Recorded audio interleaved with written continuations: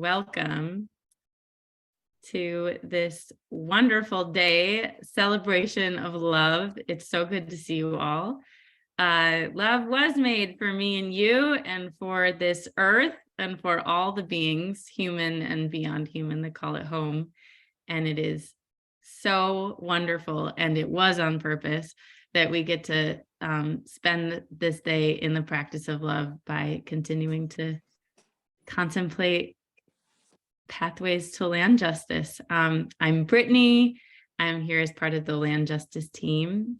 And before we get into any of the meat and potatoes of today, we have Peter Forbes with us, and I will introduce him more formally in a minute. But Peter has brought a gift to us in the form of music and image to ground us in this day together. So I'll invite Peter if you want to share your screen. And I do. Thank you, Brittany. Let's think of this as pathways to relationships. I want you to meet some of the folks that I have the great pleasure of working with.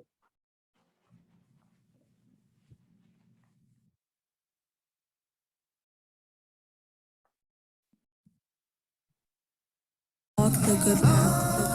I will overcome your fear with deep compassion, because I am a warrior.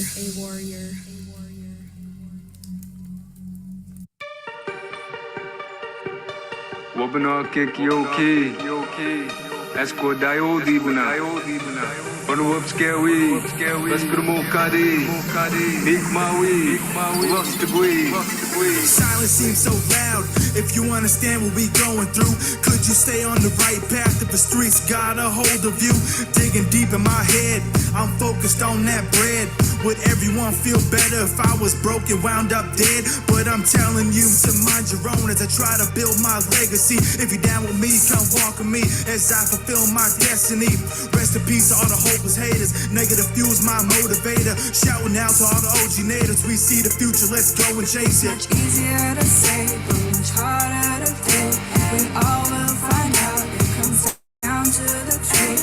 The road is so rough, the end is so close. We've been here for so long. Just want you to know that we wanna be victorious, but the world is still ignoring us. So let's be civil, let's be brave, 'cause they will not stop till we're in grace.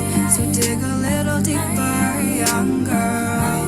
So dig a little deeper, young boy. You gotta see this life through to see this legion in you. Now you know what we talk about. Heartbeats like a drum when we stomp the ground. Can't stop it now, time to lock it down. Trying to derail the ways who the done one now. Remember those days, hope is not around. I was feeling stuck, now I've gotten out. Embrace my blood, remove the doubt. Now let it be known, I'ma rob the crowd. From my bundle up, skate we up. Listen, we staying up till the days are done. Fight for tomorrow and raise the young. Learn from the elders, listen close to my own the book. Let our spirit show. We can change the world, heal and grow. Restore our lands, what we fighting for. Don't question where I'm from, the answer's in my heart. You can see it in my actions, it's part of who we are. Taking every day further, it's time that I honored I was a lay learner. Carrying tradition, lifted by the song. Land of the ill, yeah, the spirit lives on. It's been so long since we died, this is our moment to feel alive. We wanna be victorious, but the world is still ignoring us. So let's be civil, let's be brave, 'cause they will not stop till we're in grace. So dig a little deeper, young girl. So dig a little deeper, young boy. You gotta see this life through to see this legion in you. My sisters and brothers, we rely on each other. Our community is strong, let's combine and be that thunder. As we lighten up the sky, Come out and show your colors. We're stronger when in numbers, so hold on to one another. Let's plant the seed of who we are for the ski-gen generations. Let's find back that mindset to feed our reservations. No more feeling devastation, more healing for our nations. Let's stand up and fight back with no hesitation. It's much easier to say, but much harder to do. We all will find out. It comes down to the truth. The road is so rough, the end is so close. We've been here for so long. Just want you to know that we wanna be victorious, but the world is still ignoring us. So let's be civil, let's be brave, 'cause they will not stop till we're in grace. So dig a little deeper, young girl. So dig a little deeper, young boy. You gotta see this life through to see the vision in you. We bemosina, Uncle Zonka, we bemosina. Don't remember, we bemosina, Uncle Zonka, we bemosina.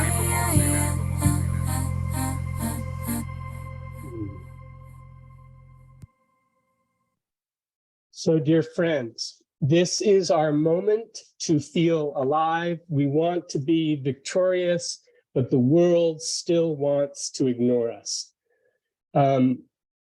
What would you say if I told you that that video was made by 65 land holding organizations committed to changing that story, to make sure that the Penobscot people are no longer ignored and their culture is no longer ignored?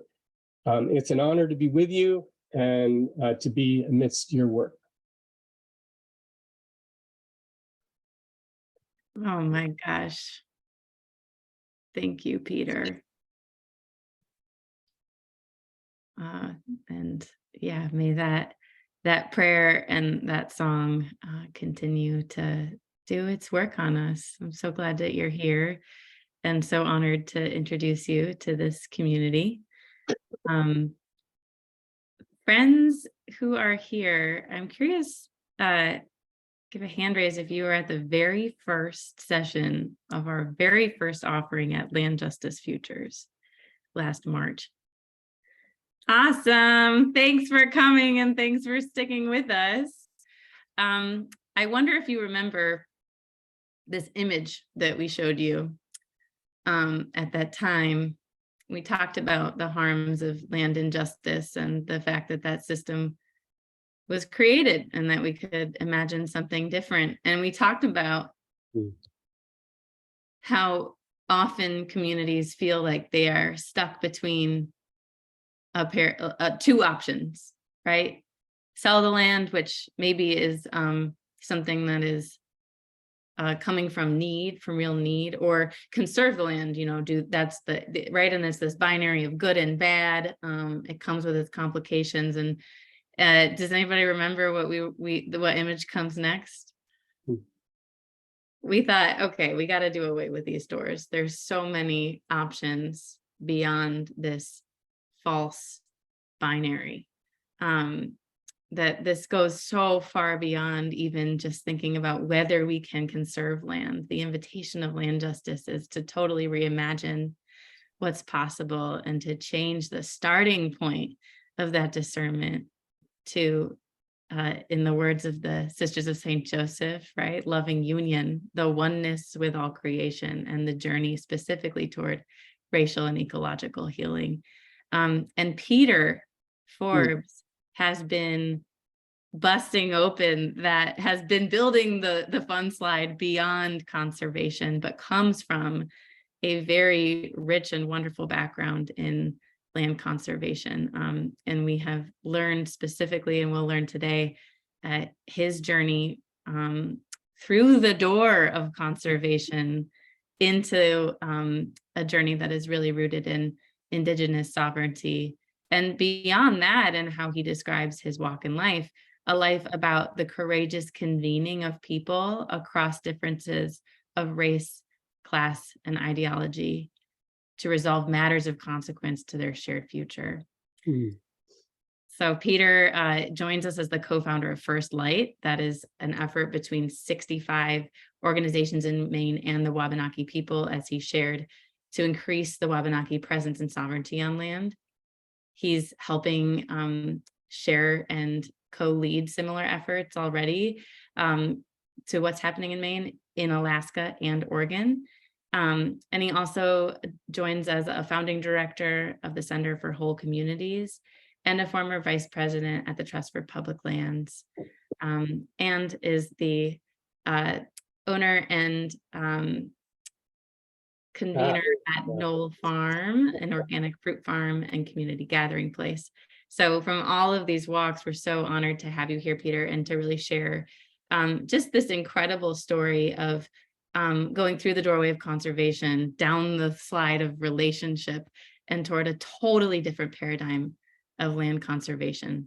I pass the mic and the floor over to you, and we're just going to settle into a good 35 minutes of sharing from Peter, and then we'll take questions at the end. Sarah can send her name in the chat. You can send your questions as they come to Sarah, and we'll kind of sift through those and share those with Peter.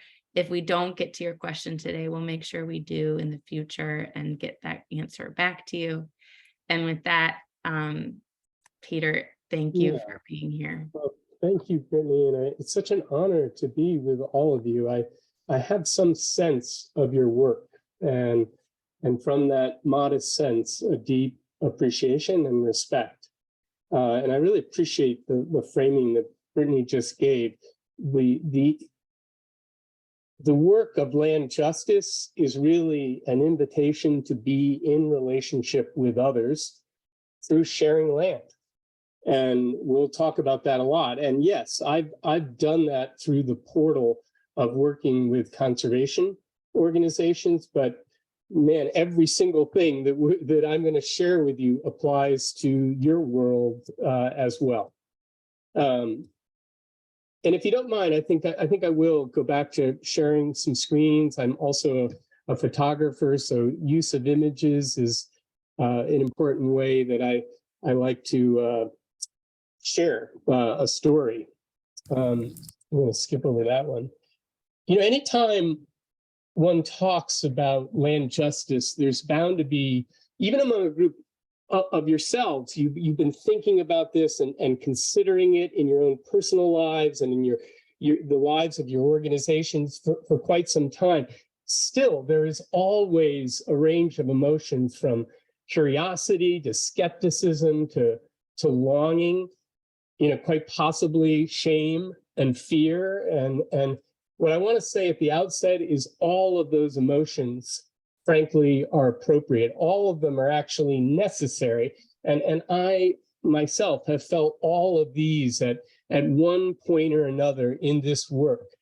And that's just the territory that we're covering. This is not easy work, but it is deeply, deeply rewarding.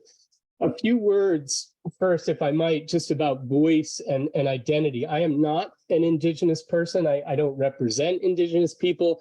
I'm a white man who's worked to transform the very privileged systems of conservation and guide those systems toward using that privilege really to liberate themselves and others.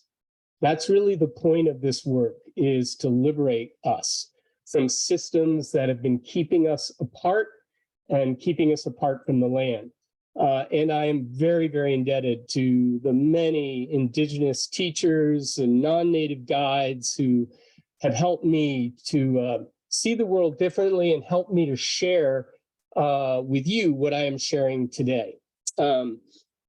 And one of the key ideas that many of the people you see in this picture have asked of me is that non-native collaborators do our own work first, which I think is a request of white culture to be discerning about ourselves, about our culture, about, in the case, my conservation movement, before asking to learn about someone else's culture. So looking critically at oneself is the foundation of cultural humility. I believe that all of you on this call have your own deep experience with that. So the work at First Light is very intentionally about white culture, for confronting white culture problems, from racism to classism to how we other each other and the other. And because that is, in our opinion, the essential step in creating the conditions for Indigenous partnership. So no matter our backgrounds on this call or in any other presentation that I make, anyone who is working in conservation today is probably working within a white system that many are trying to shift to become something different than white-led. But I am speaking primarily to that system as it exists today, which is very much a product of white culture. And my own life has been really focused on trying to answer these questions. Can conservation become a force in decolonizing America? Can religious orders become a force in decolonizing America? Or will conservation be the final frontier of that colonization? And I want you to understand that a lot of my Wabanaki colleagues have felt from the day that First Light began that conservation has been the final frontier of colonization, the final effort to take land and identity and expertise away from them. Key to this question is also this, who are insiders and outsiders to us and why? And in the case of my work, are we protecting nature from people or with people? And is the work of conservation even working? And what is it for? And so once you begin these sets of questions, and I'm sure you understand this, it becomes a profound examination of the movements of which we belong. And every movement for change, for human change, I think needs that kind of self-reflection. I want to say a couple words about geography, because I know you folks are really all over the country. I'm going to be talking about people and places affected by colonization for the longest period of time, the northeast of this country. So Haudenosaunee Confederacy, the Wabanaki Confederacy, the Abenaki, Nipmucks, Pequots, Wampanoag tribes, they have all survived 400 years of colonization. And the longer the colonization, the greater losses to culture. And this creates really, really different conditions for partnership in, say, Oregon from Maine or Maine from Alaska. The other thing is that 90% of the land in Maine where we're doing this project, it's privately owned. In Oregon, for example, that number is closer to 20%. So this is a very strategic decision on our parts. If we can change the hearts and minds of private landowners in Maine, we can certainly move the needle in restoring land to tribes. And this isn't true in all parts of our country. I want to share with you some important understandings about this. This is a map of Indigenous land loss in our country. And I want you to take it in, watch it a couple of times, watch where it begins. Sorry, let me go back if I can. Watch where it begins and where it ends. Take in this flow. It took many, many years for this map to be developed.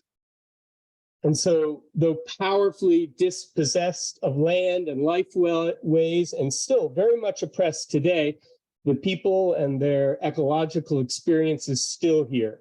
They're still in Maine. They're still in each of your home territories. And to lose the land or to be blocked access to it physically or culturally, that is to lose forms of power. And to lose one's relationship to land, I would argue, is to lose oneself. So an estimated 18 million Indigenous people were custodians of North America when colonists first arrived. So today, there are just over 5 million Indigenous people here. They remain powerful, in my view, because they survived, at the very least. So under the crust of that portion of Earth called the United States of America, you know, from California to the Gulf Stream waters, are in turn the bones, the villages, the fields, the sacred objects of America's first peoples. And so a central question is, how might acknowledging the reality of that history transform American society? I can tell you how much it has already transformed the conservation movement in this country. And let me go a little further with that. Here's a map of conservation land gain during the same time period as that map of indigenous land loss. Okay, so in that same time period that indigenous people were being dispossessed of land, conservation organizations all over the country were gaining a high percentage of that same land. And so one has to ask, how might acknowledging this history transform conservation? How might it change our relationships? How might it make us more whole and healthy people? And from that, healthier movements. For me personally, the sacrifices, and undoubtedly, without question, they have been sacrifices made by Black, Brown, and Indigenous people, are a huge part of what made up our conservation movement. And I am one of many within that movement who is committed to making amends. And I believe that every day our conservation movement grows more and more mature to recognize this as well. And I think we are also coming to recognize that to live here in this country and be whole requires cultural reconciliation. And anyone who owns land everywhere in this country has a role, a special, important role to play in that reconciliation. That's the story that I really want to tell you about. And I want to bring you quickly to Maine, if I can. It's an unlikely place for this reconciliation to happen. It has one of the oldest and whitest populations in the United States. All of the Wabanaki communities exist within the most politically conservative parts of the state. And as I told you before, 90% of the land is privately owned. There isn't a lot of opportunity for public input. But on the other hand, if you can convince private organizations, human beings, boards of directors to make changes, then we can do what public policy has failed to do. And that is to restore belonging to Maine's First Peoples.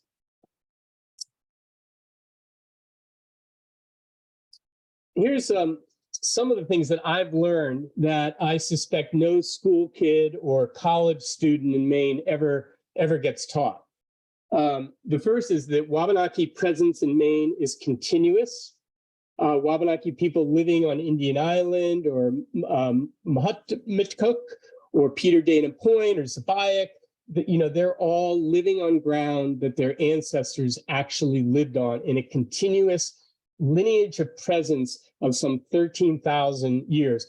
No one else anywhere north of Cape Cod or east of Syracuse, New York, can say that. And the challenge is that those people have been relegated just to those tiny remnants of their original homelands. The second thing that you're not taught in school in Maine is that Wabanaki population is substantial. If all 12,000 Wabanaki people were living in one place, it would be considered a big Maine town. And finally, their stewardship of land is time-tested and time-proven. And the best evidence that I have for that is the Penobscot River Restoration Project is the most important natural resource achievement in modern times in Maine. And most everyone will acknowledge that. And it was started and led and finished by Penobscot people. So having said all that to you, lastly, and until quite recently, I don't think very many people in the conservation movement could even name the 4 federally recognized Wabanaki tribes. They didn't care very much about Wabanaki people. Our sense of history in Maine, our property signs, our preserve signs, our boards, our staffs, our donors have all made it appear that Wabanaki people simply don't exist. That's even in the face that Maine's rivers and mountains still carry Wabanaki names, and those words and phrases, Umbagog, Madawaska, Kenduskeg, Katahdin, they all arose from the land itself to become Maine's first language. But the people and the stories that those names belong to, well, they've been relegated to small reservations out of sight of most Mainers. After 400 years of colonization and broken treaties, Wabanaki people have access to less than 1% of the land that once supported their place-based culture. And here's where it gets real. In the last 50 years, conservation groups in Maine have come to steward almost 23% of the state. That's the opportunity right there. And we share those 2 statistics every single chance we get, because within that gap of 1% and 23% is the opportunity for changing lives, building relationships, sharing land, moving the needle in social justice. And so to get there, we had to ask ourselves a really difficult question. Who owns the keys to these important places to Wabanaki people? Their burial grounds, their neighborhoods are now our second homes, our nature preserves, our state and national parks. And we've had to ask ourselves and answer that question really directly. Dominant white culture owns those keys. People who look like me do. And now that these consequences, whether they're intentional or not, are within our awareness, we have a responsibility to make amends. And I think it's fair to ask, why do we have that responsibility? And what actually is our responsibility? I think there are moral and there are strategic answers to that question. And quite honestly, you folks on this call have a much better language and understanding of the moral reasons. And each of you, I hope, will bring words to those reasons and share them with others. The rest of us doing land justice need your language around the morality of this. What I can speak to more effectively are the strategic reasons for doing land justice. This is a picture of Gabe Fry, one of my Wabanaki colleagues, with his kids. And so the question is, do scientists, do conservationists, do environmentalists really believe they have all the answers to saving the planet? And how's that been going so far? Do we have a success track record of saving the planet? How better off is the Earth after 100 years of Western conservation? If your answer is, I don't know, or no, maybe conservation hasn't been doing a good job, then working closely with Wabanaki people who have a 13,000-year-long proven history of successful relationship with the Earth, maybe that is the most direct way to bring into land stewardship a perspective and a knowledge that is more time-tested and more durable. Here's what I mean. Here's a picture from Oregon, the bootleg fire last summer. It killed 4 people. It destroyed 162 homes. It changed the biodiversity of over 400,000 acres. So here's an aerial photograph. That green area in the middle, well, I'm not going to tell you about that. That's the punchline. Look to the right, the charred earth area there that says no treatment, that's the part of the bootleg area that was managed by the United States Forest Service. The area to the far left was thinned by the Forest Service in collaboration with the Klamath tribe. But in the middle there, the one part of the bootleg fire that actually left the trees green and standing was land managed by the Klamath Nation in relationship with the Nature Conservancy.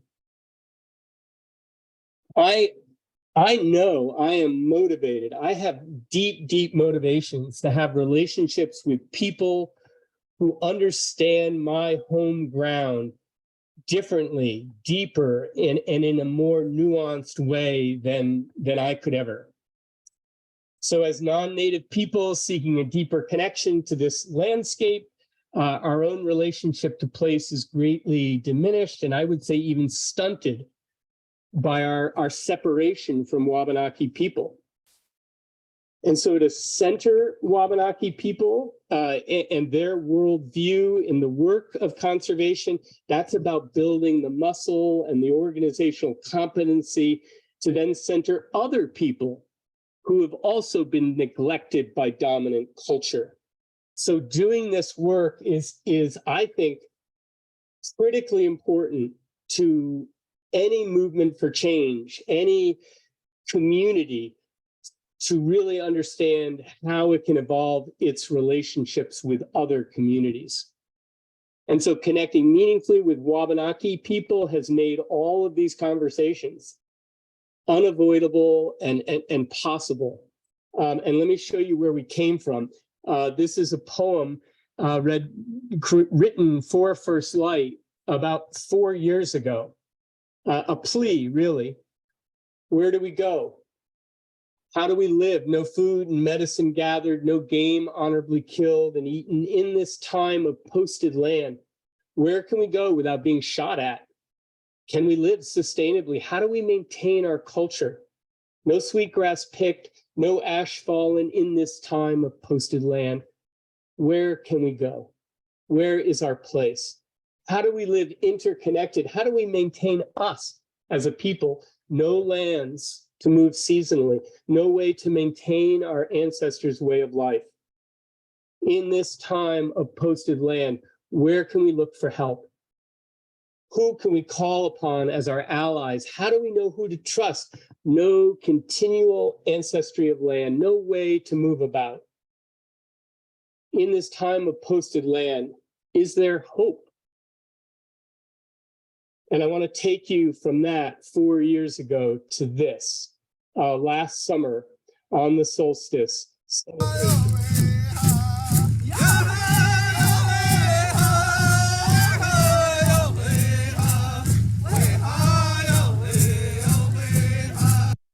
More than 250 Passamaquoddy people in boats of all kinds returning to Kuasui Monique, an island that had been taken from them as recently as 1970 into white ownership.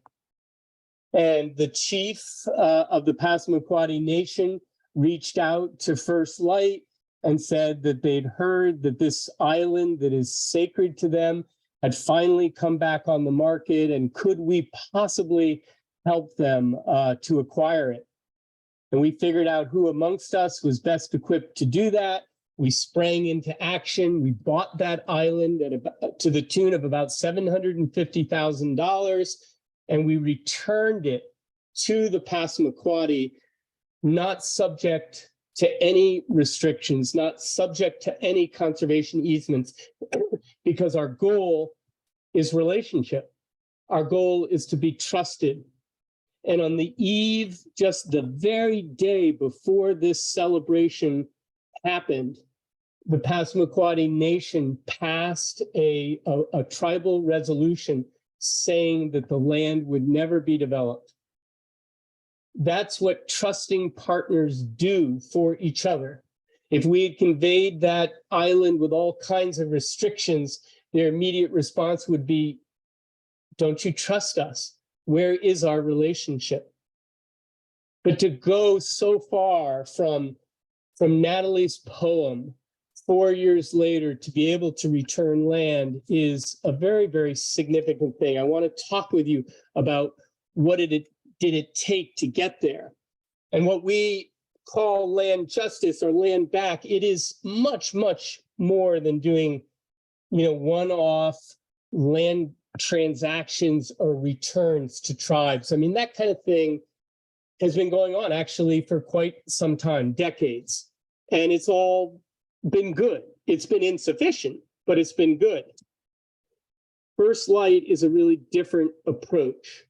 It's a sustained effort to move beyond individual projects toward collective, sustained work where the conservation movement relearns history, recenters Indigenous voice and worldview in our work, and then uses our power to build Wabanaki capacity, and then to collaborate on a whole range of projects to build Indigenous prosperity, not conservation. So all of these efforts, and really what makes First Light new and powerful are these three ingredients: our commitment to working collectively, our commitment to changing ourselves, and our commitment to put Indigenous sovereignty and self-determination at the center of our work.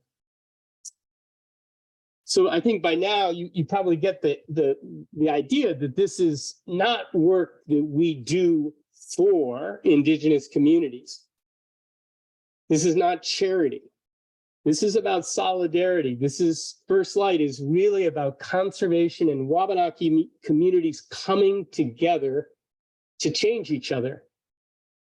On our non-native side, it's a process of organizational change.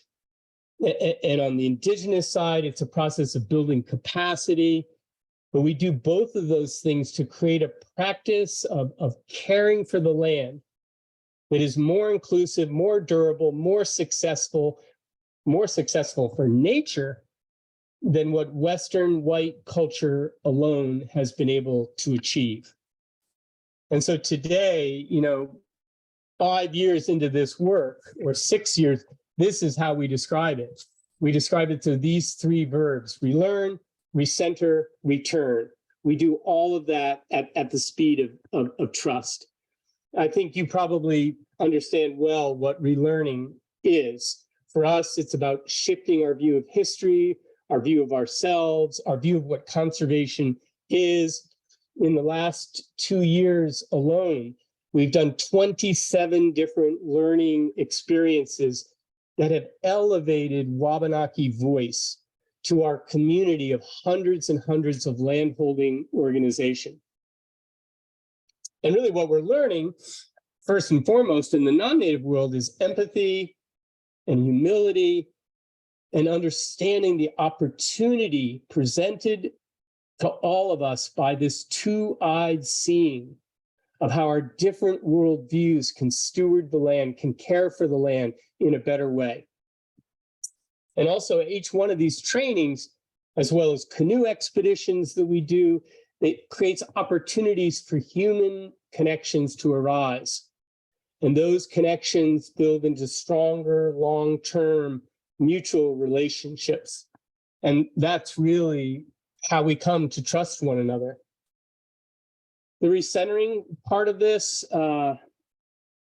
is so big, and I don't often have the right words for it, but 400 years of colonization has separated me and people who look like me from Wabanaki people.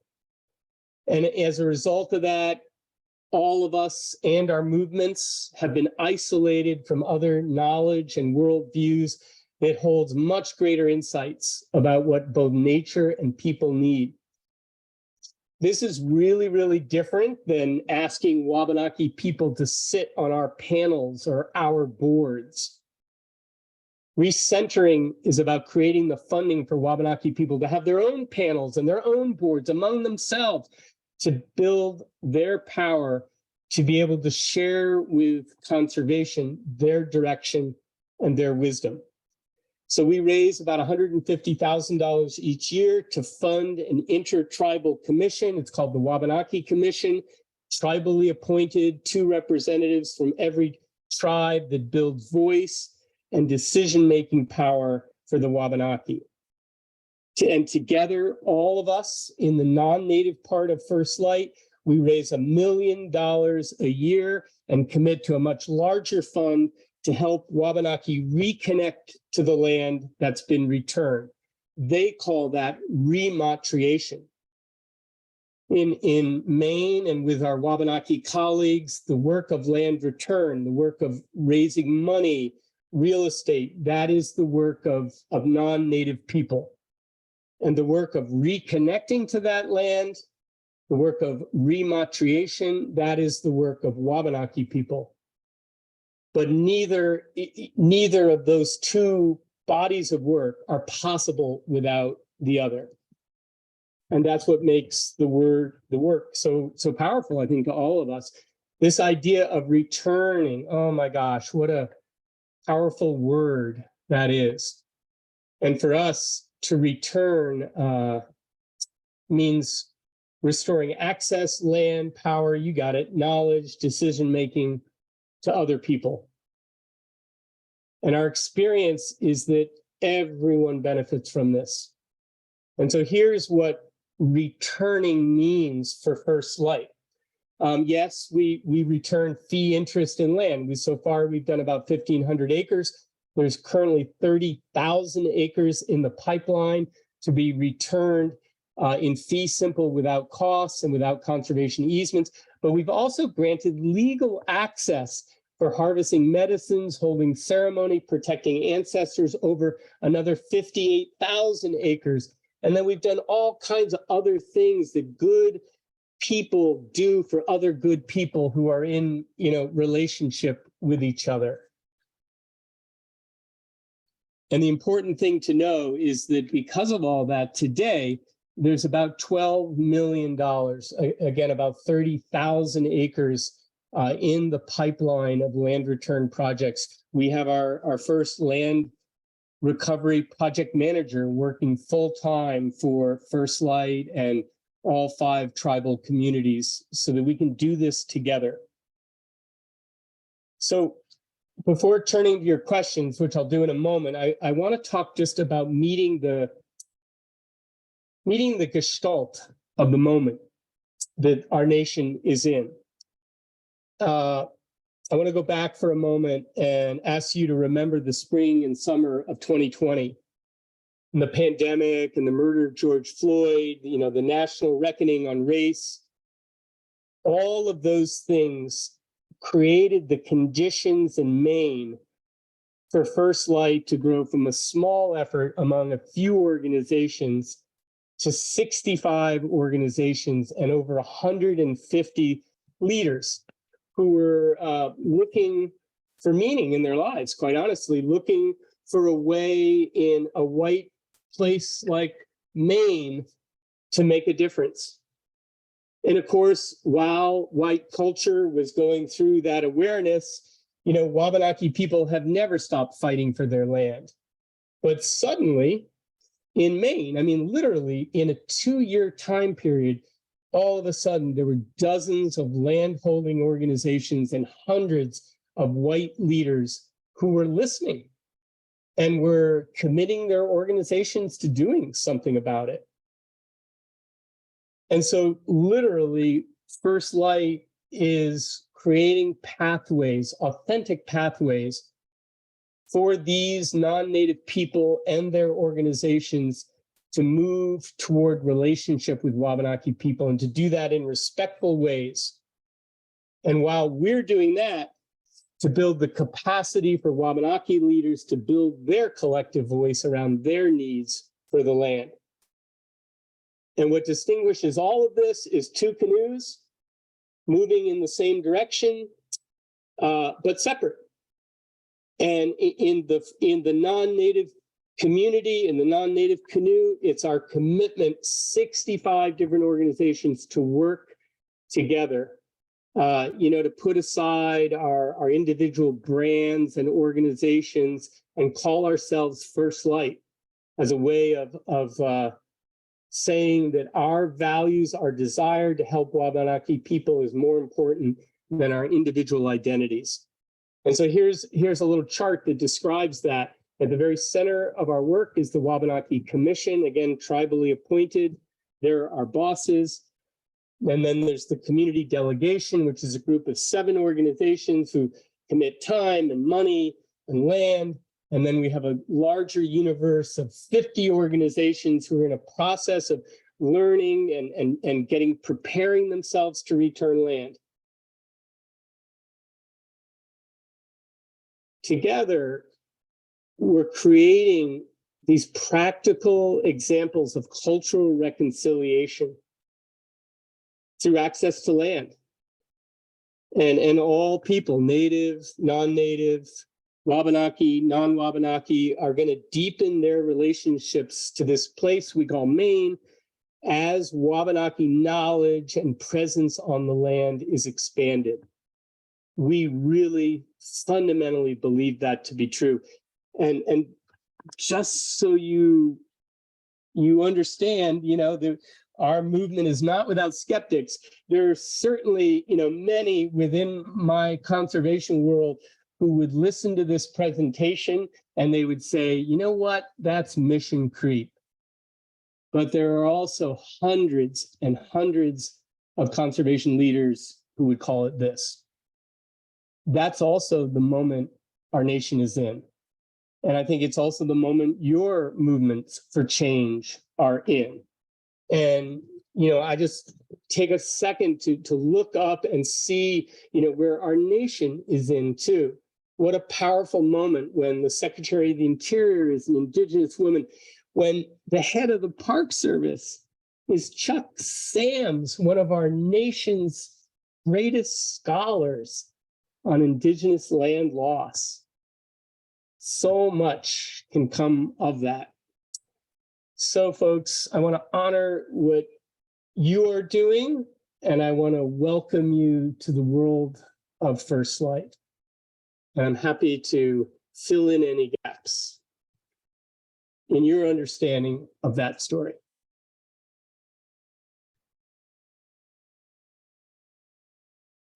Thank you, Peter.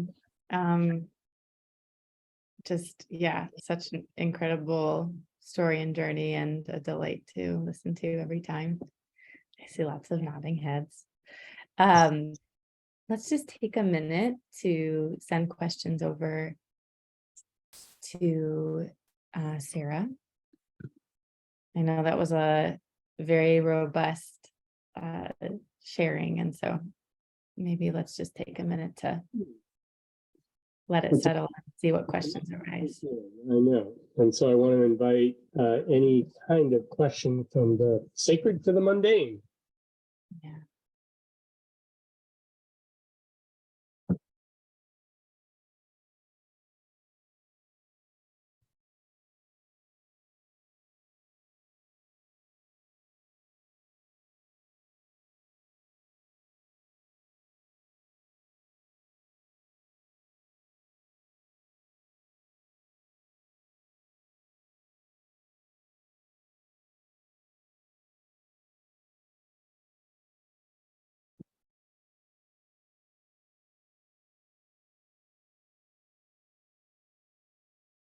Okay. Why don't I just start? Peter, you talk a lot about building capacity. And I think a concern that often comes up is like, there are Indigenous people nearby, but there aren't enough, or they don't have the skill, they've lost the skills, or they wouldn't be capable of maintaining this land. So could you, how would you talk through that, or think through that with someone? And what does the capacity building piece have to do with that? Yeah, well, I would say, while there may, who is to say whether the number of Indigenous people where you are is small or big? I would say it is enough to do this work. And it's true that one of the most insidious effects of colonization is to pit indigenous people against each other and to remove them from their homelands so that doing land return becomes more complex. But it is possible. I also work in Oregon, which is an area with 9 federally recognized tribes and many, many others, and a lot of, because of colonization disputes. And yet, if you, in the non-native world, if we put our noses down and really commit to this work, the indigenous people to partner with us are there. The building of capacity in general, though, is critically important. In every indigenous community I've worked, the expertise about how to manage the land is there, but often it has been buried. And so, we are, with our Wabanaki colleagues, we're creating many, many different forums for them to understand what is within their own community. And this is forums that elevate gatherers, that bring elders together with youngers, that anything we can to elevate that inherent knowledge that's there. And I can see the results of that right now. I'm sure there are many people in Maine, at big stewardship organizations like the Nature Conservancy, who 4 or 5 years ago said, where's the capacity for Wabanaki people to manage this land? That is no longer said. And part of it is because we are in relationship now, and that question has its roots in racism in itself, really questioning whether another group of people has the capacity to do something. I think we should create every opportunity for them to do that as best we can. And those building of capacity is happening in different ways all over the country. In Florida, in Vermont, which has a difficult history around Indigenous identity, to New York, California. So we should talk offline where you're most interested in participating, and I can connect you. Yeah, there's already a few coming in, like, is there anything like this in Iowa? Or, so I like New Hampshire, like people are starting to name, and we've got a sense of where your communities are. So that can be a kind of a longer term listening in to try to connect some dots here. Peter, I'm curious if you want to share, you've given the example of the island and the solstice, like that image, that video from the solstice, but are there other examples or anything else you want to say about other organizations getting ready to return land? That's rolled in.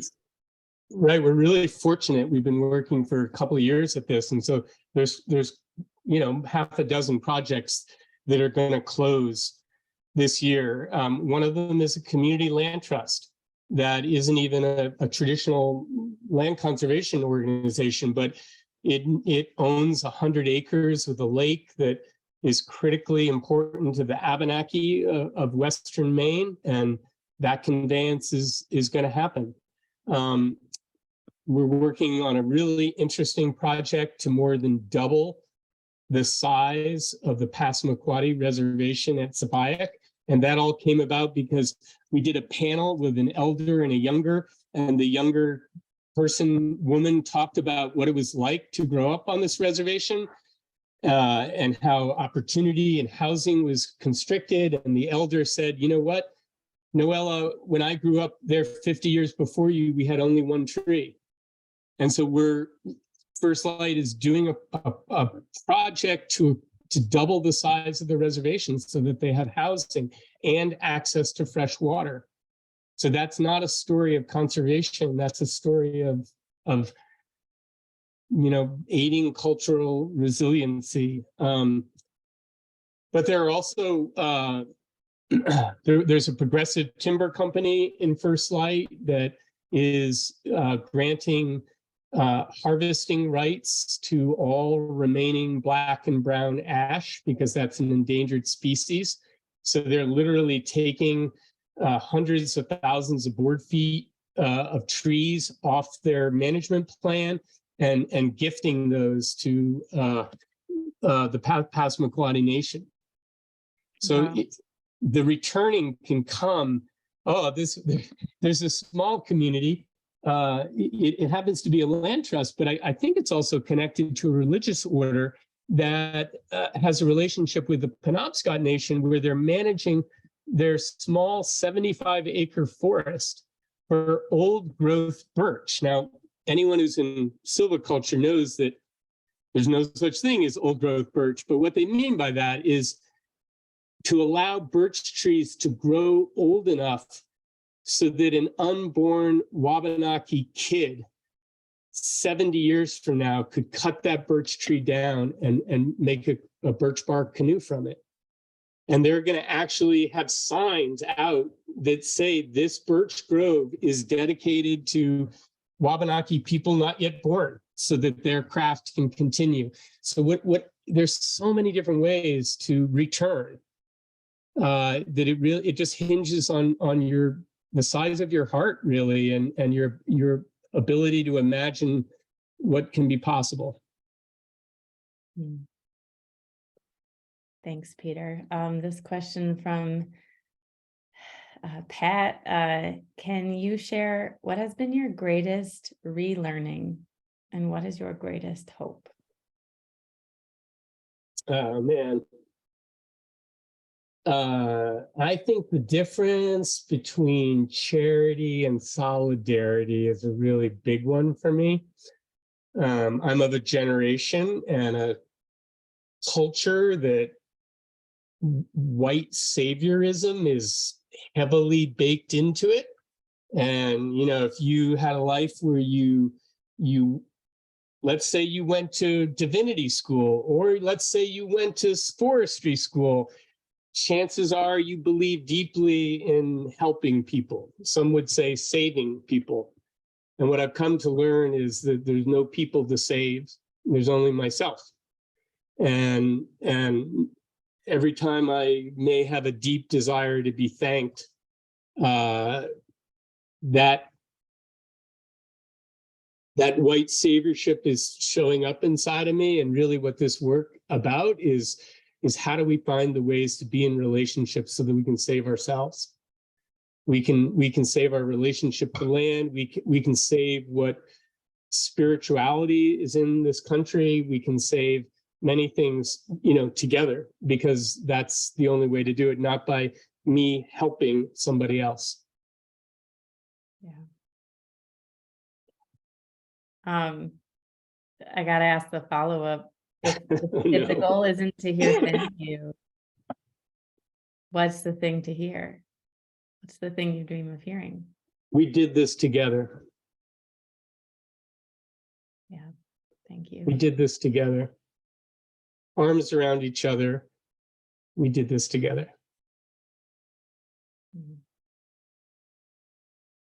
Another question coming in here. Kind of in that process of unlearning, I mean, you've accompanied many of these 65 organizations, as I understand, in that process of unlearning and relearning.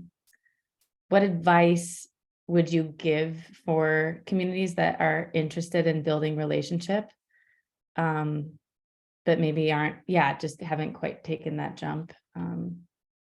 Yeah, I mean, that's a really important question, right? And I think part of it is in the non-native world, doing our own work.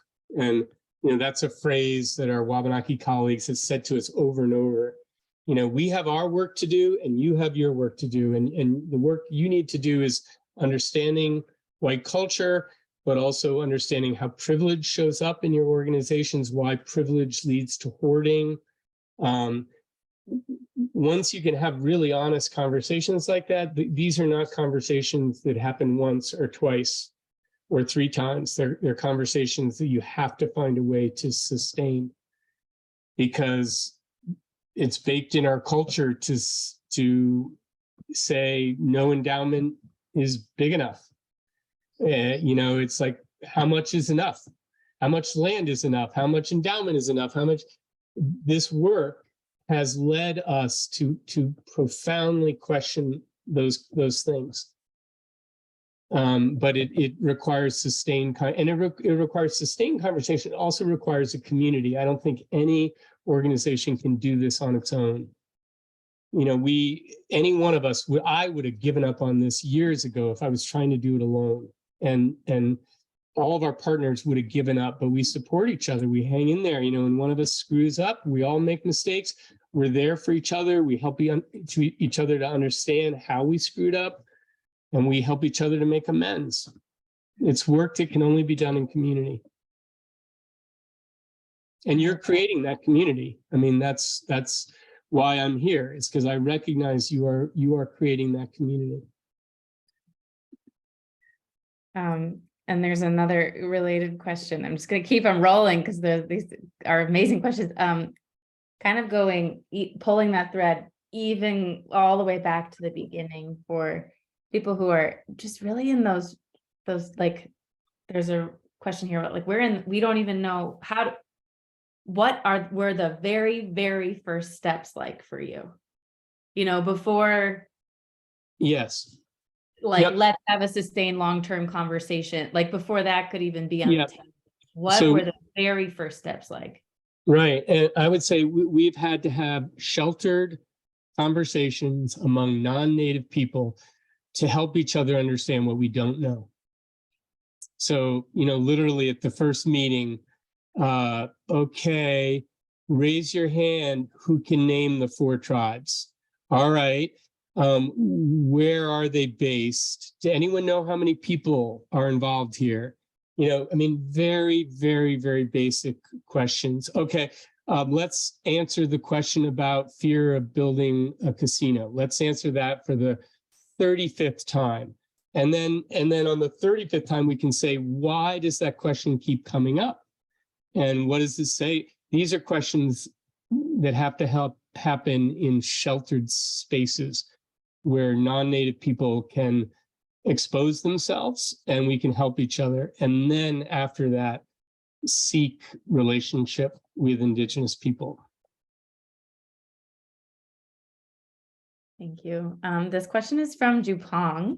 In Nipmuc homelands, there is rematriation going on, but tensions between the bands, one is federally recognized, are a big challenge. Do you have advice for settlers engaging in this work? How do we avoid exacerbating those tensions that are a result of colonial policies? Yeah. I know you've talked about this one before. Yeah. So we have these, you know, this little koan thing that we work with called the 5 stones of allyship. And these aren't things that one will ever resolve, but one of them is, I will do harm. I will do harm. And if I really understand how I'm going to do harm, then there is some hope that I will do less amount of harm. The biggest harm that my culture does is choosing indigeneity over indigeneity, because we have relationships in one place and not in another, and we prioritize. And so that all of the same issues of competitiveness, profound disagreement between tribes, that exists in Wabanaki country too. But I guess maybe the difference is they still have a very wise leader who said, your offer of help, Peter, is going to continue to do us harm unless we find the way to build our own community and voice. And I said, that makes sense. What do you need? And they told us what they needed to do that. And we did that. And they said, you need to give us 2 years before presenting us with any landback opportunities so that we can get our lives in order and we can get our relationships in order, or you will do harm. And so to everyone, I say, we have to invest. We in the non-native world have to invest in that capacity building because colonization created those disagreements. And so we have to be a part of the solution of it, in my view.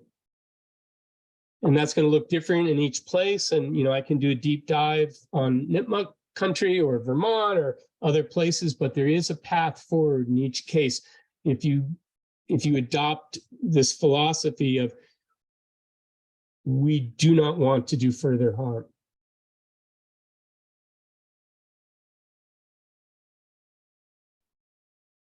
Yeah, do no harm.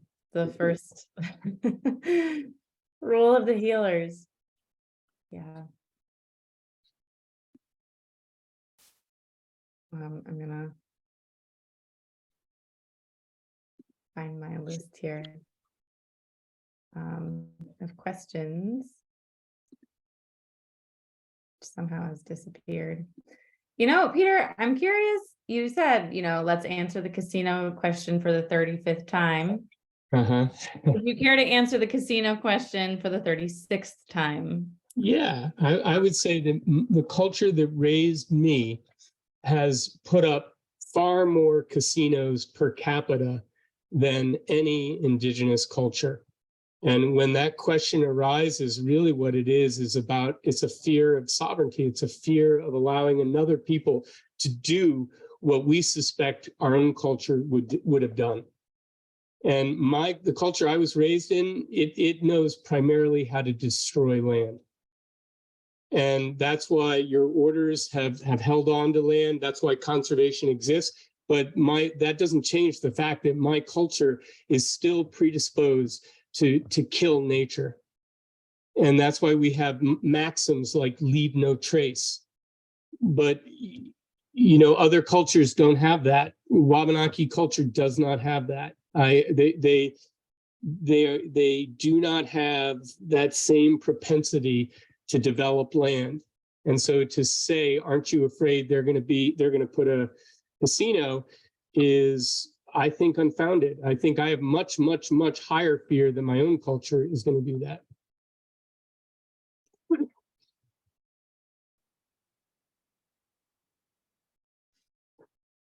Thanks. But that takes some conversations, right? What's that? That takes the capacity to have some conversations together. Yeah. Yeah. Sorry, Brittany, first of all, sorry for interrupting your the flow of the conversation, but I put a question up that was kind of skipped over that I want to hopefully address, because this I think is really important to address. And that's like the issue of racism within Indigenous people's culture, because I work for a land trust and I'm very interested in Peter's work, and I hope that I get to speak to him offline, but I can't do this work with my full heart, knowing that Black people are not considered equal within Indigenous communities. Now, there's a story that's told to me, right, about Indigenous folks that were in the Caribbean. They said, you know, this white man came and we cannot win this war with him. There's no way we're going to win this war with him. We're going to have to hide in his blood. And then we're going to wake up in his blood one day. And what does it mean to hide in someone's blood? It means that you integrate, or you marry, or you commune with someone that's not part of your, right? Because there's no such thing as like race, right? But you're communing with someone that you're considering an other. And Indigenous people, right, intermarried and with white folk. And they also did that with African people. So there's native blood in Brooklyn, in the Bronx, any hood USA where there's a large number of Black folks, and Black people have been banging on their door saying that we're Indigenous too. That blood is hiding in us too. Mm-hmm. That voice needs to be heard. So for me to do this work of protection and conservation, and this has to be addressed, because I am African, right? I'm born in Africa. My parents are African. And so my thing is to hear the stories of people. And I hear the stories of my African-American brothers and sisters, and they're saying there's an injustice that's being done to us. We're a part of this land. Mhm. Yeah. When will our voices be heard? And when will Indigenous folk include us in these conversations? How Mhm. do we even find all of them that are scattered? So it's important to me. Yeah, it's important to me too, and it's important to many people. I couldn't hear your name when the question was first raised. I'm sorry about that, but I'll offer a few things. One, I agree with you completely. From my perspective, this work is about building the muscle of privileged organizations to return things, not just to return them to Indigenous people, but to return them to all people, Black, Brown, Indigenous people who have had things taken from them, including their identity and access to land. And that is, you are correct. I share your experience that there are many places where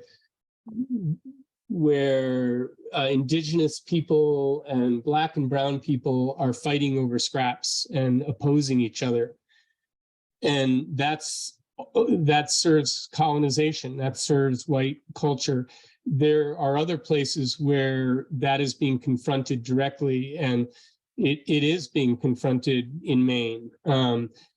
As we're talking about returning land to Wabanaki, where also that opens the door for conservation groups to have conversations with other populations, mostly Black populations, who were removed from islands, who have always been in Maine, or are brand new immigrants and need access to land, all of that, new Americans. And I will, the part that gives me pause, that I don't like saying this, is that I agree that I think it is easier for many in privileged white culture to begin a conversation around indigeneity and return there than it is to begin a conversation over Black reparations. And I know that's racism, and I know that's wrong. And those of us who are involved in the work will not allow the conversation to end with, land return to indigeneity. But there's something in the culture in Maine that at least allows us to be having both of those conversations.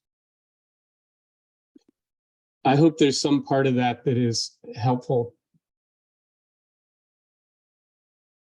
Thanks, Yes. Peter, for the answer. Thank you, Ruby, for the question. Sorry, I got lost in the mix. We've got people sending questions to Sarah too. So there's a lot of questions we are not getting through. I appreciate you coming off mute and sharing. And yeah, I'm reminded of, I tried to find a link, but NDN Collective's statement on landback, they have like a paper where they describe colonization and racism and anti-Black racism and enslavement as like the sister injustices that have underpinned the project of white supremacy. So thank you for bringing it to the table. Friends, we are at time. And thank you, Sarah, for giving a shout to some of those orgs. And if folks want to linger to ask a few more questions, Peter, I don't know if you have a couple of. Yeah, if there's interest, I'd be happy to. It was great to be with you all, and an honor to connect. Thank you for your time. Sarah, you've got any burning questions we've missed on the list, or does that feel like a completion? Oh, wow. Well, I guess, yeah, of course, there are a lot more questions that we could get into around, yeah, praxis and the envisioning a future of the conservation world that looks radically different. I think we'll have to save those for another time. I'll also acknowledge that there's a number of questions that have to do specifically with geographies. So wondering about specific places, or Peter, if you could advise on some neighboring land back opportunities, and maybe we can just try to tend to those separately. Yeah, connect offline, Yeah. sure. Yeah. Great. Well, Peter, thank you so much for sharing this story. I'm going to take us all off spotlight so that we can see each other.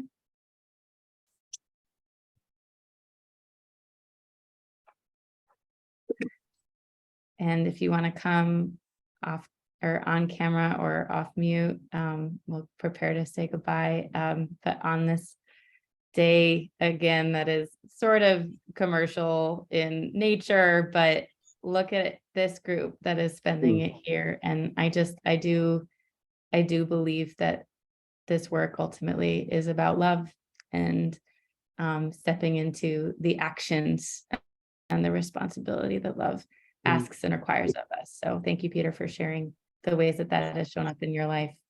Thank you all for holding the questions with love, and be well.